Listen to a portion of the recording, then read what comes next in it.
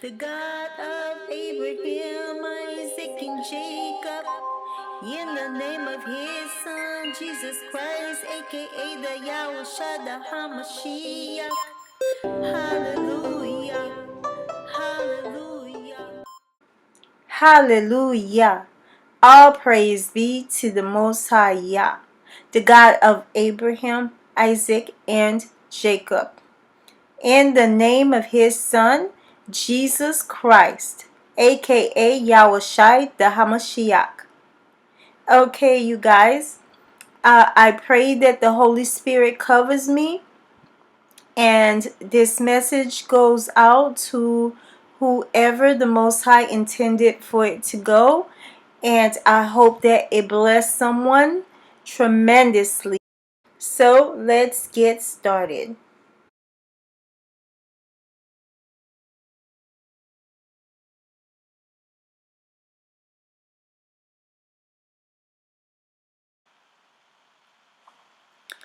Keep in mind that Joseph was simply trying to relate his dreams to his siblings and to his father. Okay, so let's read. Now Israel loved Joseph more than all his children because he was the son of his old age. And he made him a coat of many colors. And when the brethren saw that their father loved him more than all his brethren, they hated him and could not speak peaceably unto him. And Joseph dreamed a dream, and he told it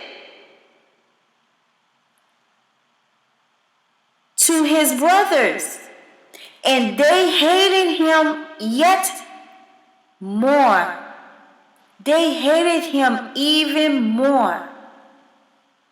And he said unto them, Hear, I pray you, this dream which I have dreamed. For behold, we were binding sheaves in the field, and lo, my sheaves arose and also stood upright. And behold, your sheaves stood around about and made obstines to my sheaves. And his brothers said to him, Shalt thou indeed reign over us? Or shalt thou indeed have dominion over us? And they hated him yet the more for his dreams and for his words. And he dreamed yet another dream, and told it to his brothers, and said, Behold, I have dreamed a dream more. And behold, the sun and the moon and the 11 stars made obstines to me. And he told it to his father and to his brother. And his father rebuked him and said unto him, What is this dream thou hast dreamed? Shall I and thy mother and thy brethren indeed come to bow down ourselves to thee, to the earth? Apart from the first dream, he had another dream where he saw the sun and the moon and the 11 stars made obstines to me. In other words, the sun symbolized his father, and the moon his mother, and the 11 stars are his brothers. And so Jacob rebuked him for the dream because Jacob thought, well, maybe Joseph It's just his imagination is just running wild with him. And his brothers envied him, but his father observed the same. Although his brothers were envious, Jacob, his father, rebuked him.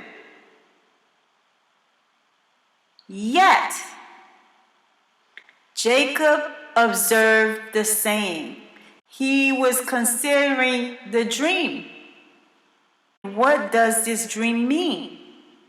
You see, let's read it again. It says, and his brethren envied him, but his father observed the same. That puzzled his father. So he had to even consider, what exactly does this dream mean? They rejected the dream.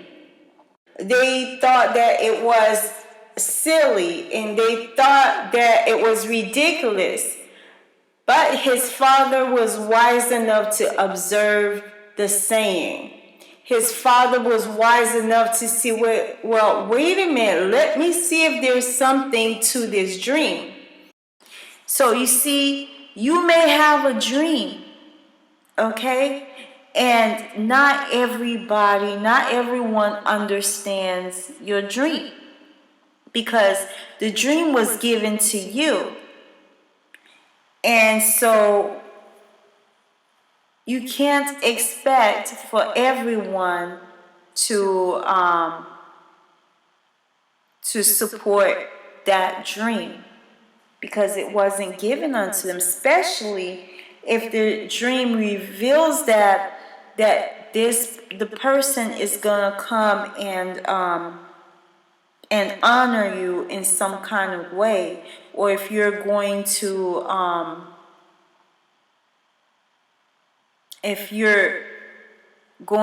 be the focus of the dream. So you can't expect everyone to be on board with the dream that the Most High has given you, because that dream was specifically for you.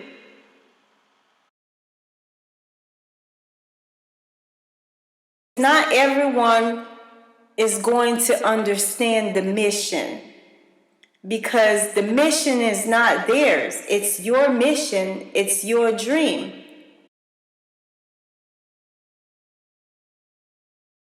Okay, so let's go to the next one. And when they saw him afar off, even before he came near unto them, they conspired against him to slay him. They saw him coming. They saw him coming from afar, and they were conspiring. They were conspiring against him because of the favor that their father had over him and the favor of the Heavenly Father. Because they were not aware that they were fighting against the plans of the Most High. They were not aware that they were conspiring against the plans of the Most High. They saw him coming even before he came near unto them. They conspired against him. See? All because they did not understand his dreams. They see him afar. They started conspiring to destroy him. So when you read the whole entire story, when you understand the whole entire story, you get the full picture. The full picture of this story is not just about, yes, these events happened, But the focus is not about the betrayal or the things that he went through. The focus of this story is primarily the plans of the Most High and the things that we may have to endure, the things, the situations, the good and the bad that we may have to go through for the plans of the Most High to be accomplished in our lives. So, yes, Joseph went through all these trials. He was trying to get his brothers and his father to understand his dream. He was trying to get them to listen. In other words, just to listen, give an ear, listen to what I have dreamed. But they did not see it that way. They did not see it. And what I admired about Joseph is the fact that Joseph was he was genuine. And he was a humble person. And at the same time, he was naive to think that they would listen and accept his dreams. So, Joseph had to undergo many, many things. And so, we have to embrace the good and the bad times. So these were the bad times, the hard times for Joseph. The times where people did not understand him, did not understand where he was coming from, where he was misunderstood. And so they were conspiring to get rid of him. And he was not even aware of it. He wasn't aware of their plans to destroy him, basically to destroy the plans of the Most High through him. But they could not destroy the plans of the Most High. They were angry with Joseph, but the Most High's plans still stood. Even their anger and their envy was part of the plan. Remember, the plans that the Most High have for you, the enemy cannot destroy it.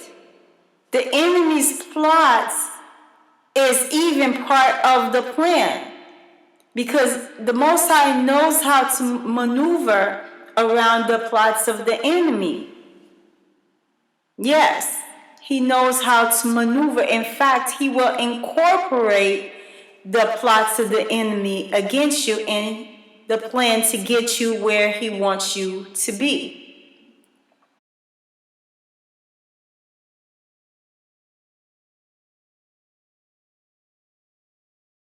Now, verse 37:20 reads, "Come now, therefore, and let us slay him and cast him into some pit. And we will say, some evil beast has devoured him, and we shall see what will become of his dreams." Okay, so this is what they said. They said, come on, let's go and cast him into a pit. Then we will see what's going to become of his dream. Then we'll see. Okay, this was the plot.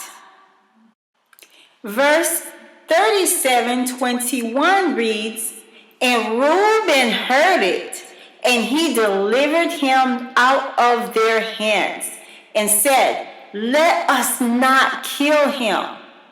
Now, remember, Reuben was the oldest brother. He was the firstborn. And Reuben heard their plans. their plots to destroy him. And so Reuben talked some sense into them and told them, look, do not kill him. Let us not kill him.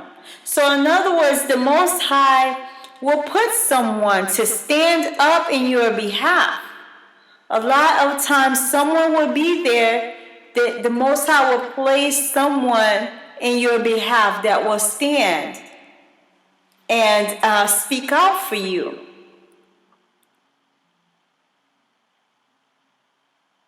As we can see in this case, in Joseph's case, Reuben was the person that the Most High placed to speak up. Verse 22, it reads, and Reuben said unto them, shed no blood, but cast him into this pit that is in the wilderness, and lay no hand upon him, that he might rid him out of their hands, to deliver him to his father again. So Reuben said this, Reuben told them, look, do not shed any blood.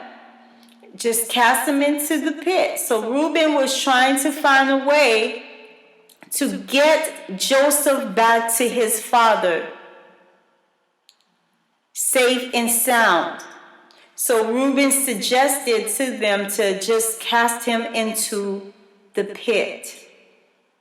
Verse 23 reads, and it came to pass, when Joseph was come unto his brothers, that they stripped Joseph out of his coat of many colors that was on him. Wow. So they took even the coat that was on Joseph's back, the coat that Jacob had made for him, the coat of many colors that his father gave him. They took that coat. Not only were trying to destroy him, but they were also trying to strip him of what belonged to him. Okay? So they took even his coat of many colors.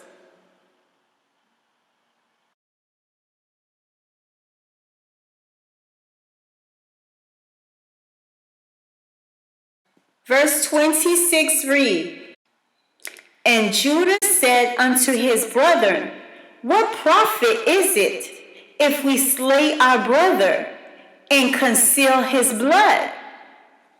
Now, Judah came up with a plan. What profit is it? Let's see what verse 27 says. 27 reads, come and let us sell him to the Ishmaelites, and let not our hand be upon him, for he is our brother and our flesh, and his brethren were consent.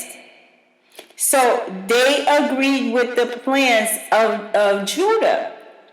Judah was pretty much telling them, what profit is it if we kill him? So let us sell him instead to the Ishmaelites. And so they agreed with Judah.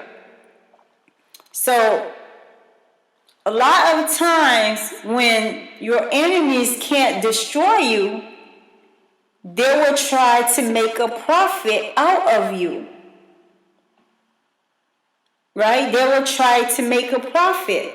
So, and as you can see here, Judah came up with the plans to sell him to the Ishmaelites. Okay.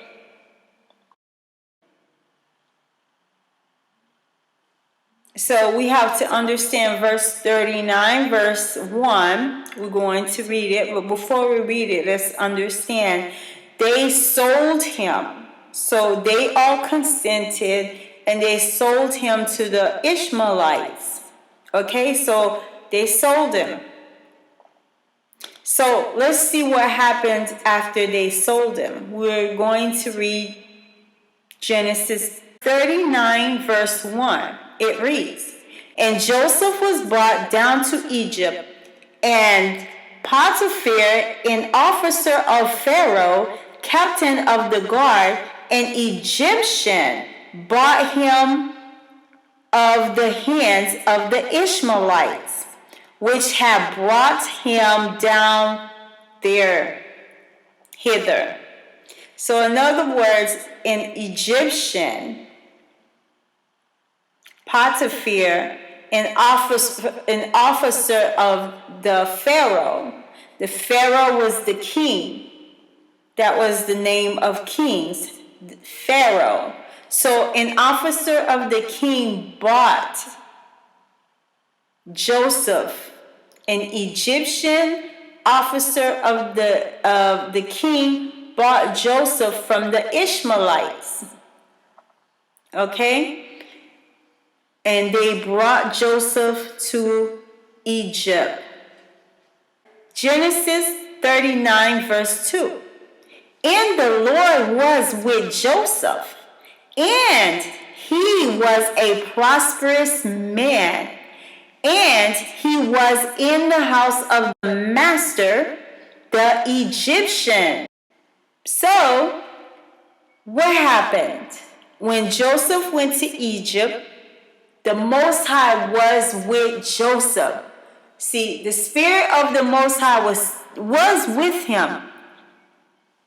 Despite the things that he was going through, no matter what he was going through, the Most High remained with him. And so when Joseph got to Egypt, Joseph was prosperous. So what the enemy meant for evil, the Most High will put you in a position for you to prosper in a place where you're supposed to fail. You see? So Joseph was prosperous, and he was in the house of his master, the Egyptian. Okay? So Joseph was in the house of his master, the Egyptian. Now, Genesis 39 verse 3. "And his master saw that the Lord was with him, and that the Lord made all that he did to prosper in his land." Did you see that? You see, even his master, now, the master is the word for, if you're a slave, I'm sure you guys know what the master is, but the person that was over him. The person that was over him was his master. And even his master saw that the Most High was with Joseph. Even his master. Even his employer. In that case, he wasn't employed, but let's use that for an example. Even his master recognized the fact that the Most High was with Joseph. It was all in the plans of the Most High Yah. Okay, so we are going to read 39 verse 4. "And Joseph found grace in his sight, and he served him, and he made him overseers over his house. And all that he had, he put into his hand." So the master put Joseph over seeing everything in his home. You see? He saw that Joseph, not only did he notice Joseph's character, but the Spirit of the Most High will mold your character. See, the Most High, He doesn't make mistakes.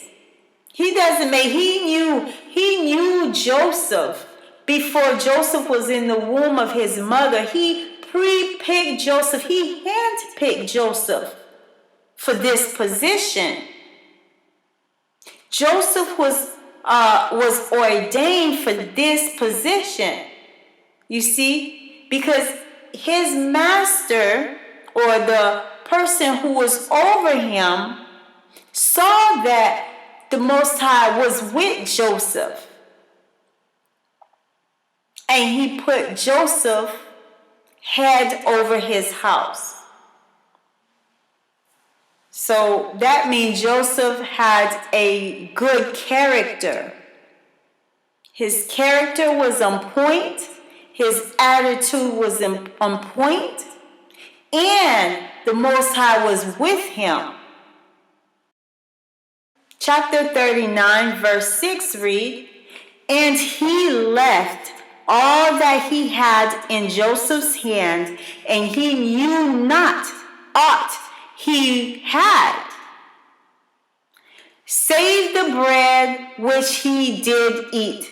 And Joseph was a godly person and well favored." So, the man who was over Joseph, he left everything that he had in Joseph's hand. Everything that belonged to him. Joseph was in charge. He knew nothing. The only thing he knew was the bread that he ate. That's it.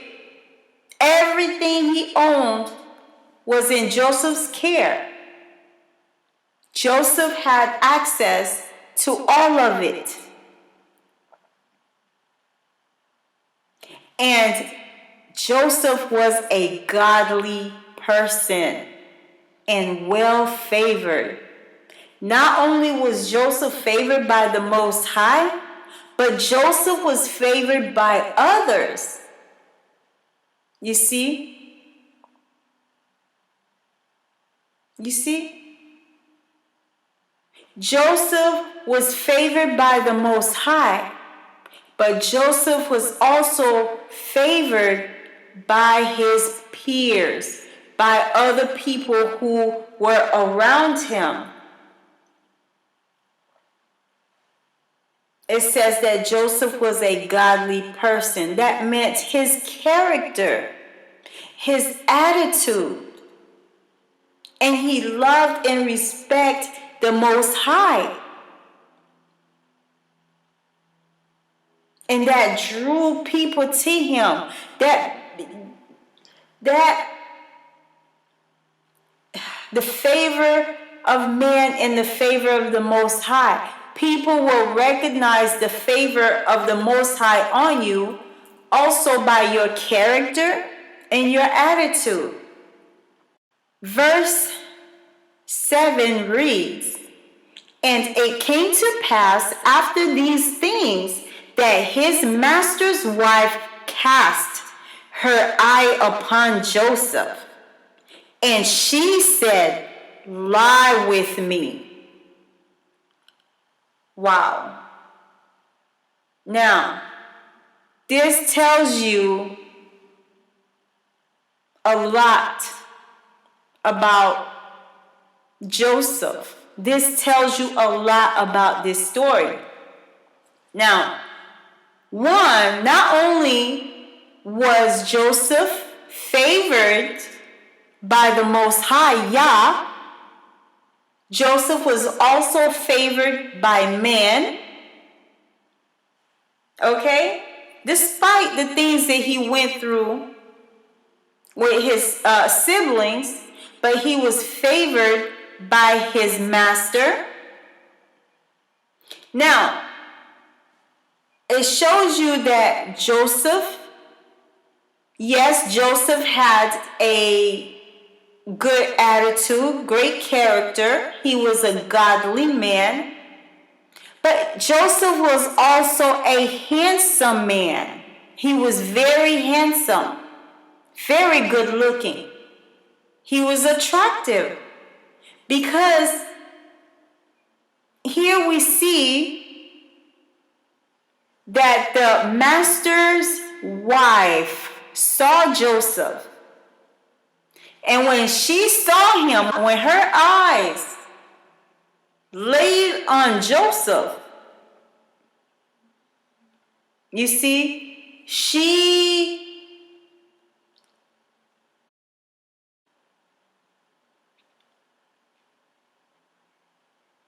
was lusting over Joseph. Yes, Joseph was handsome. He was cute. In other words, he was fine. He was cute. And so when she saw Joseph, she began to lust over Joseph, and she tells Joseph, "Come and lie with me." Okay, she wanted Joseph to commit adultery with her. Okay, so Joseph, the enemy here is trying to tempt Joseph so Joseph can sin. You know, when you have favor with the Most High and favor with men, the enemy will come and try to interfere with your favor with the Most High. You see? All this was the enemy's plans, but the Most High's plan still stands. Okay? Even the plans of the enemy cannot stop the favor of the Most High over your life. You shall overcome if you worry not, if you do not get tired, if you don't give in. You must overcome.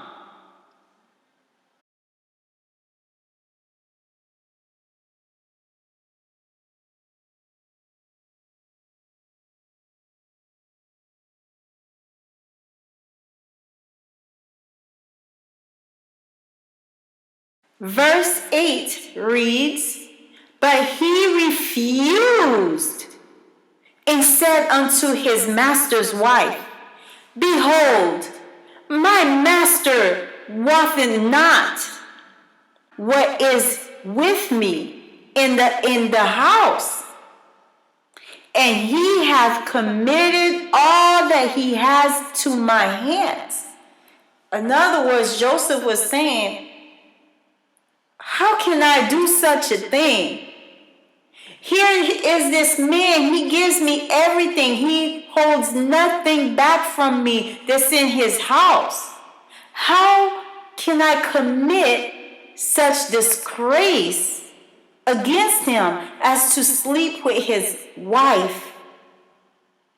The only thing he has not given me, how? He has given me all these things. How can I commit such an act? So here we see Joseph had integrity. Integrity. Not only did he have favor from the Most High, he had favor with men. He was a godly person. He had a good character, good attitude. He had integrity. He was handsome on top of that. Plus, he had integrity. Integrity. Meaning, he appreciated and respected the fact that his master put him in charge and gave him all these things. He was loyal to his master. He's like, I can't do this. Here is this man who's given me everything, but yet the only thing he did not give me, How can I take that? And see, this reminds me of the story of when the Most High gave Adam and Eve everything. He told them, look, I've given you everything, but this one tree I do not want you to touch. You see? And see, here in Joseph's case, he displayed integrity.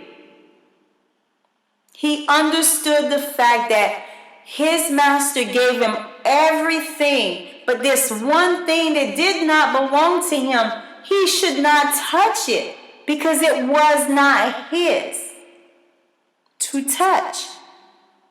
And so let's see what Joseph did in this case. So verse 9 reads, there is none greater in this house than I. Neither had he kept back anything from me, but thee, but you, because thou art his wife, because you are his wife. How then can I do this great wickedness? This is wickedness. This is wicked, what you're asking me to do. And sin against God. See? Joseph understood not only is this wicked, not only would he be sinning against his master, but he would also be sinning against the Most High Yah. He would be sinning against his father because this is adultery. In her case, it's adultery, but in his case would be fornication. Because see, she's a married woman, and Joseph is a single man. She's married.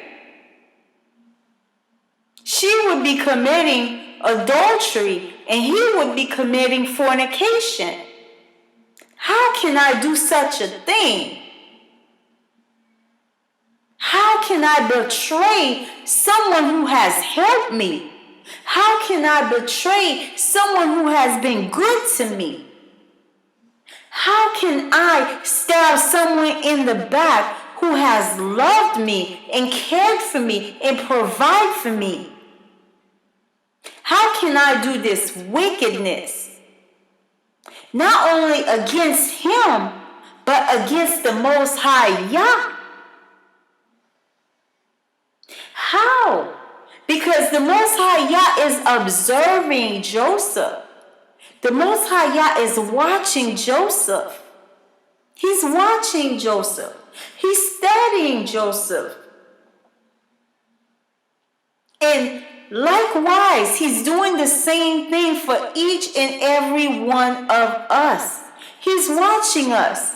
He's watching our actions. He's watching our thoughts, our deeds, our words.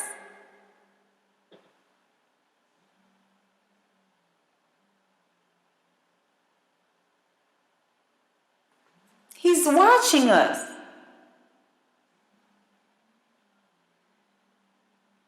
He is watching us. He is observing us. So each and every one of us are a Joseph.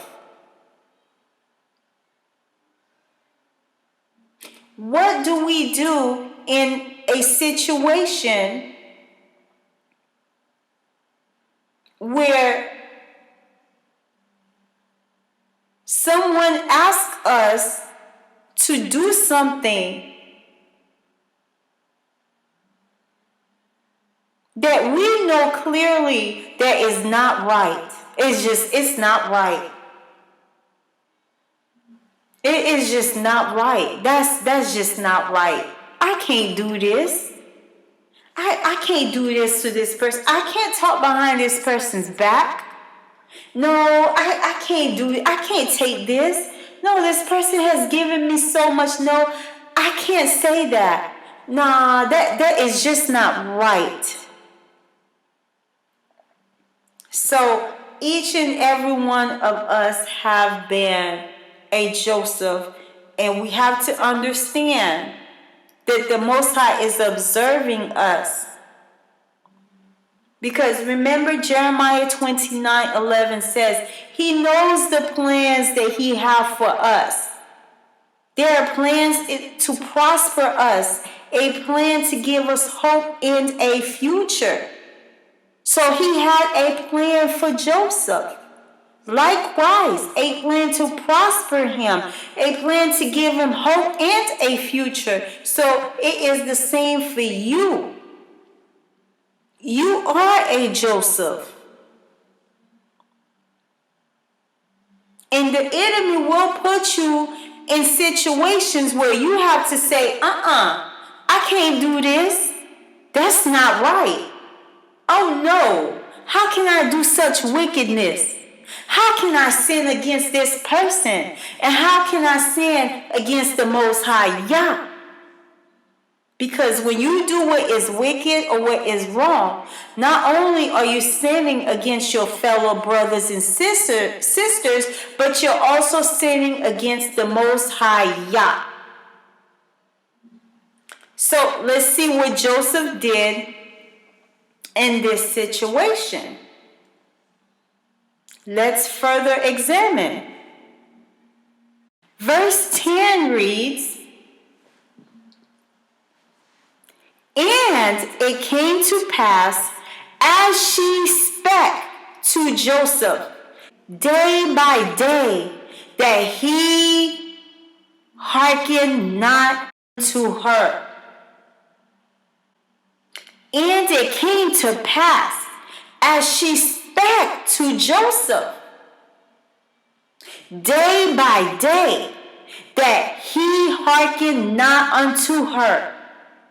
He listened not. He did not listen to her. She spoke to him day by day, meaning she was harassing him. Okay? He hearkened not unto her to lie by her or to be with her. This woman was persistent. She was harassing Joseph day by day to lay with her, to commit adultery with her, to commit fornication with her. But Joseph did not pay her no mind. Joseph did not pay her no attention. Joseph was like, you need to go with that mess. You need to go with that mess. I'm not trying to hear this madness because it's wrong and you know it's wrong. Joseph was like, I'm not trying to hear it. Leave me alone. But yet this woman was persistent.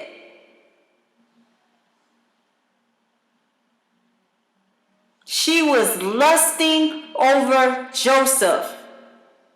And yes, Joseph was cute. Joseph was handsome. But he was like, no, we can't do this. I can't do this. It's wrong. And you know it's wrong. Joseph paid her no mind.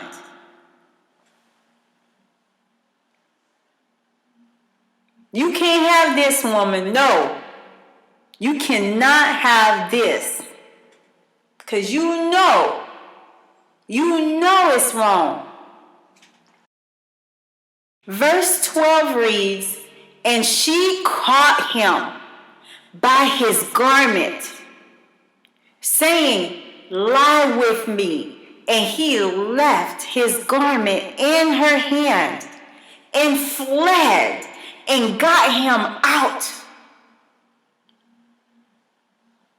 He fled. See, one day caught Joseph by himself. When there was no one in the house, he caught Joseph. When the guards were nowhere to be found, he caught Joseph by himself. And this is what happened. See, you can go back and read the whole story. We just reading a few scriptures. But this is what happened. She caught Joseph off guard. Joseph was vulnerable. Joseph was by himself. She saw an opportunity. She went after Joseph. And she caught him by his garment, saying, "Lie with me." And he fled. He left his garments behind. His garment was left in her hands. He fled. He ran out of there. He's like, "You're not finna put me in." Joseph fled.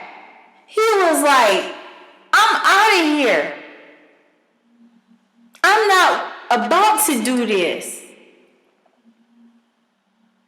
Joseph fled. Joseph ran.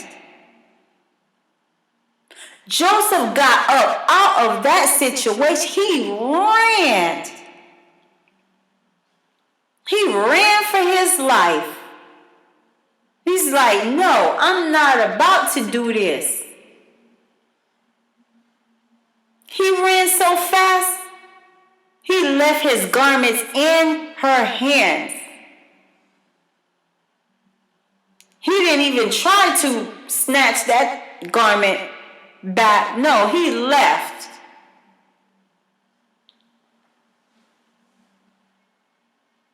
And you know, tell me if that garment didn't tear. That's how quick he left. So sometimes we got to flee. There are situations that we may find ourselves in. We have to run. We have to flee. We have to get away. Because the outcome can be devastating. The outcome can be shameful. The outcome can be disastrous.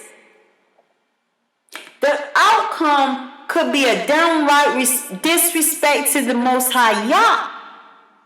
The outcome can mean our integrity. The outcome can cost us our favor. The outcome can cost us our favor with the Most High. The outcome can cost us our favor with men. The outcome can be devastating. The outcome can even cost us our freedom and our lives. There are times where you have to flee. You have to run. As if your life depends on it. You have to flee and leave some things behind.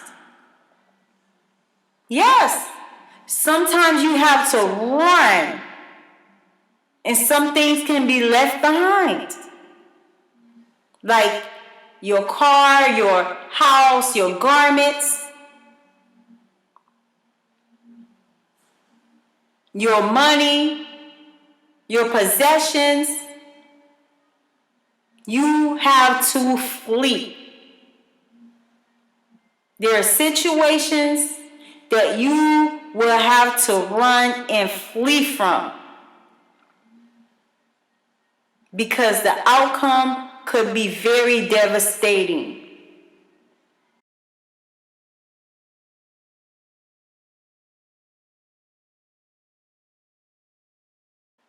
A moment of pleasure can destroy everything you have. A moment of pleasure can destroy everything you work for. A moment of lust, a moment of joy, or a moment of enjoyment in something can destroy everything you've worked hard for. So yes, there are times that you have to flee. Now, verse 14 reads that she called unto the men of her house, and she spake unto them, saying, see, he has brought in a Hebrew unto us to mock us. He came in unto me to lie with me, and I cried with a loud voice. She called unto the guards, the men in her house, and she lied to them. She lied. She told them, look, my husband, he brought a Hebrew man, unto our house, unto our home, to mock me, to abuse me, to rape me, to lie with me, to assault me, to come unto me to lie. So in other words, she was a bold-faced liar. Not only did she seduce this man, and the man, he rejected her, she was mad. She was mad because this man did not want her. He did not want to sin with her. He did not want to partake in her sin. He did not want to indulge in her wickedness.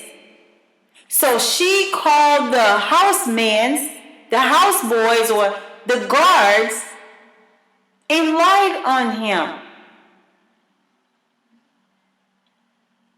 It could be many reasons why she did it. For one, we know she was wicked because she did not care about committing fornication or adultery. In her case, she did not care about her husband. She was pursuing her own lust. She was pursuing her own filth, her own desire, her own selfish desire. So for one, she may have been angry that he rejected her.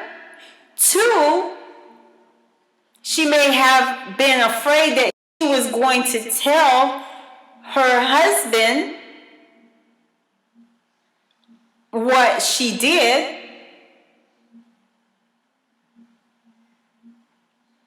And you see that his garment was left behind.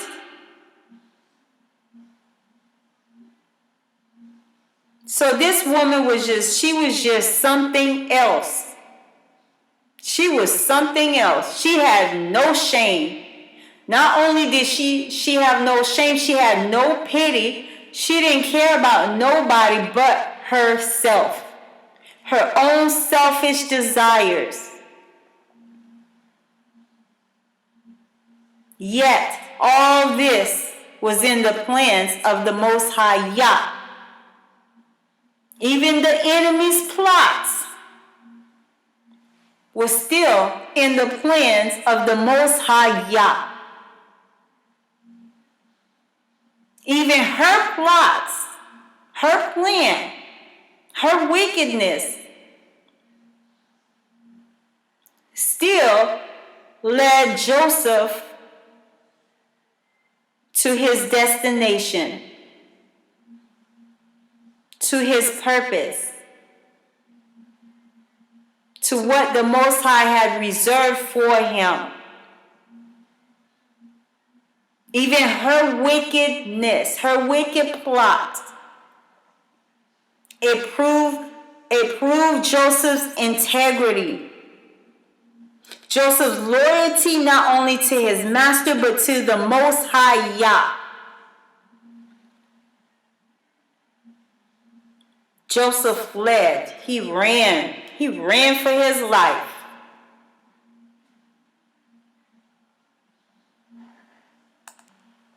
Now, verse 19 reads, "And it came to pass, when his master heard the words of his wife, which she spake unto him, saying, After this manner did thy servant, after this manner did thy servant to me, that his wrath was kindled." So after she told her husband, the master, "This is what your servant, the Hebrew Joseph, did to me. This is what he did. The Hebrew, the servant you brought in this house, this is what he did. He tried to assault me. He tried to lie with me." So then, the master's anger exploded. The master's wrath kindled. He was angry. He was hot. He was furious. Because how could Joseph do such a thing? I've been so good to Joseph. Joseph did this to you? How? How could Joseph do that? You see, so the master was angry. He was mad. I've given Joseph everything. Why would Joseph do such a thing? And again, this part also reminds me of Adam and Eve's case, when the Most High gave everything to Adam and Eve. He gave them everything, and yet the one thing that the Most High did not give them, Eve sinned. Eve went against that one thing. So, but here in Joseph's case, this woman told a lie on Joseph. You see, so the master is being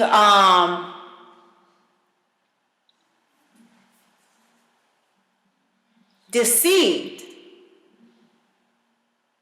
The master is being deceived in this situation.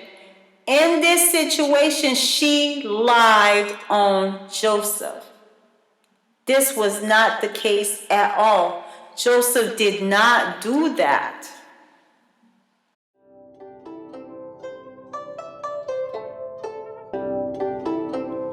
Hallelujah, hallelujah.